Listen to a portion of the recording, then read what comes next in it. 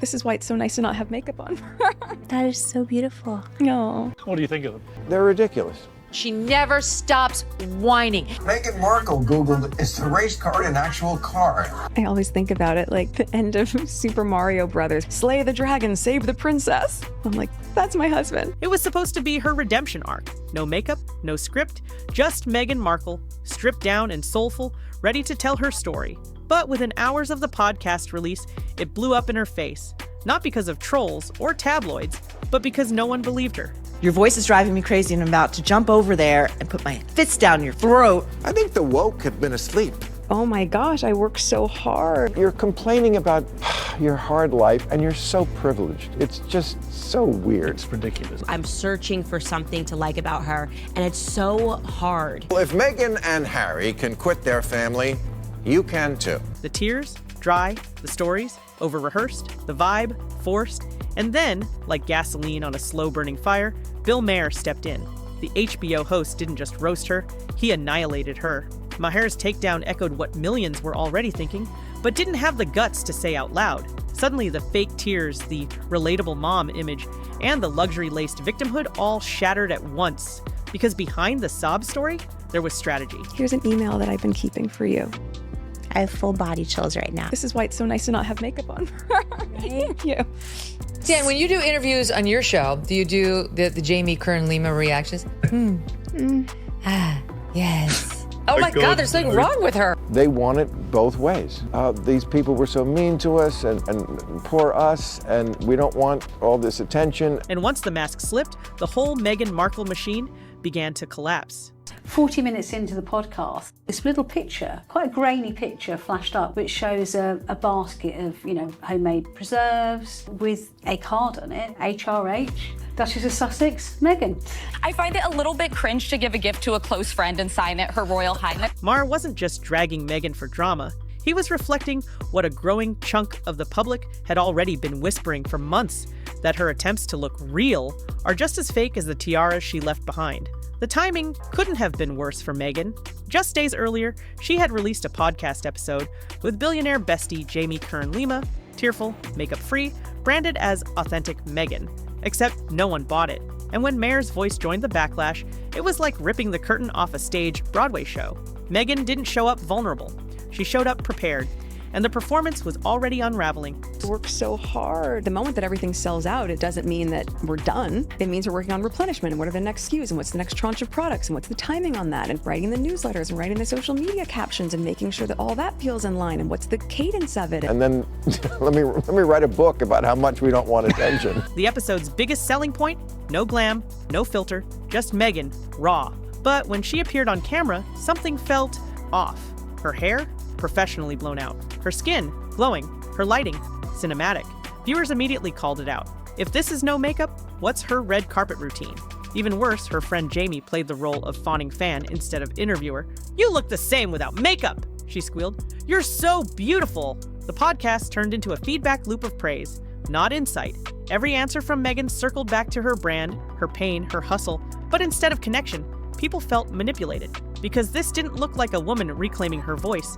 It looked like a woman relaunching her image. If I don't have meetings in the morning, then I try to do school drop-off. They're at two different schools. So from 6:30 in the morning on. No one wants that, not the children. And also it sets this really unrealistic expectation, which Meghan is so good at doing for other parents. And you look the exact same with no makeup as makeup. And we're that's very She's allegedly wearing no makeup. Meanwhile, she's got like the perfect blowout. Like she's completely camera ready. And she also is pretending. And the cracks? They were just getting started.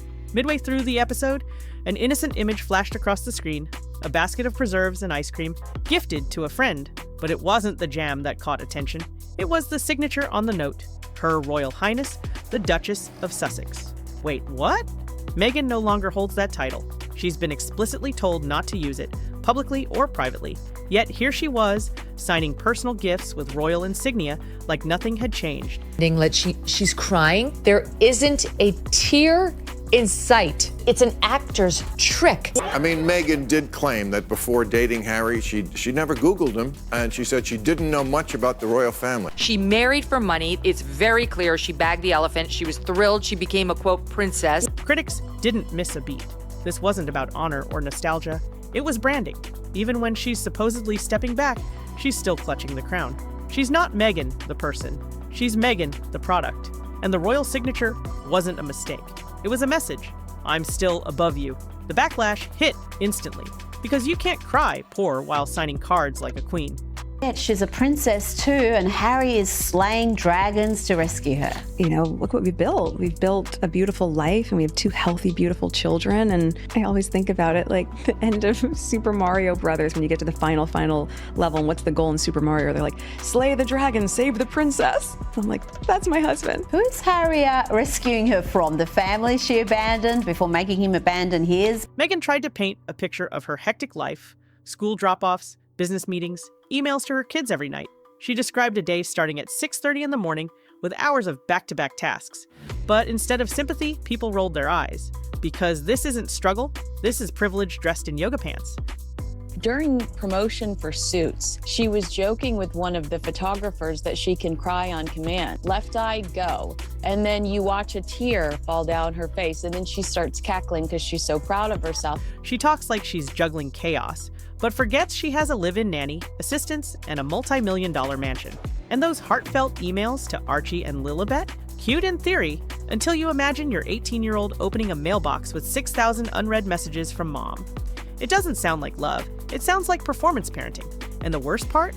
Every time she opened her mouth, it led back to her product line. She wasn't sharing her day, she was pitching it. That hard life narrative, it fell flat.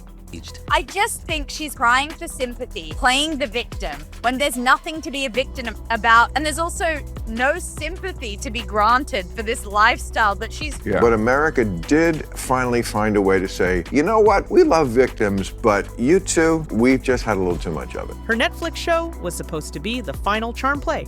Meghan, the barefoot Duchess, whipping up jams and pastries in a dreamy kitchen. But audiences weren't buying what she was baking. Within seconds, viewers noticed this woman had never zested a lemon in her life. One viral comment joked, she looked like she was going to cry just trying to cut a strawberry. And the dried flower petals on scrambled eggs? Social media roasted her for days. It was peak Pinterest nonsense. Even worse, customers who ordered her products started complaining online that their packages hadn't arrived after a month. So much for wholesome. Even Goop passed on a collab, calling her too divisive. Because if you're going to sell simplicity, you better live it. And Meghan? She was caught faking the frosting. Meghan didn't make Time's 2025 most influential list, but somehow she still ended up on the stage at their summit. Her speech? A string of vague affirmations about magic, joy, and cupcake sprinkles. Yes, really. It was meant to inspire, but instead it became meme fuel. She sounds like an AI life coach, one critic wrote. Others pointed out how off it felt, like she was trying to sound profound without saying anything at all. Rumors quickly spread that her PR team bought her the speaking slot. She wasn't there for merit, she was there for optics, because even if the world didn't rank her anymore, she still wanted the photo op. But when the applause died down, so did the illusion. People don't want royalty, they want real, and Meghan kept giving them flashcards. As Meghan cried for sympathy, Harry threw matches at his own family. In a BBC interview, he slammed King Charles for not providing security, claiming his wife and kids were at risk. And if anything ever happened to them, well, he said, the blame would be on the crown. The public reaction? Disgust. The king is battling cancer, and Harry's turning it into a guilt trip. One palace insider called it emotional blackmail in a 3-piece suit. Even former supporters were done, because playing the victim card while cashing Netflix checks doesn't read as bravery. It reads as betrayal. And suddenly, Meghan's podcast looked less like therapy and more like a coordinated PR blitz. The problem? No one was buying it anymore. And then came the moment that broke the internet, Meghan's tear. One perfect drop from her left eye, mid-sentence, just as the emotions reached their peak. It looked real, until people remembered her Suits promo clips, where she literally bragged about crying on command. Left eye, go, she said, snapping her fingers, then laughed. So when that same tear showed up on the podcast, game over. Even diehard fans started doubting her sincerity. One user wrote, even her tears are union-backed. The performance had become too perfect, too clean, too calculated. When you cry to connect and people don't feel a thing, that's not vulnerability, that's damage. What was meant to be a comeback quickly spiraled into a collapse. The fake authenticity, the forced tears, the over-designed speeches, and Pinterest parenting, It all became too much. And when even celebrities like Bill Maher say what everyone's been thinking, that Meghan Markle is exhausting, unrelatable, and inauthentic, the spell breaks. Meghan tried to control the narrative. She tried to rewrite the brand. But the public doesn't want a duchess in disguise. They want a human being. And Meghan, she just couldn't deliver. The masks are off. The whispers are loud. And the Meghan Markle machine is running out of runway. The real question now, can she survive the backlash? Or is the reinvention finally dead? Drop a comment if you're ready to hear the full truth. Because this drama, it's far from over.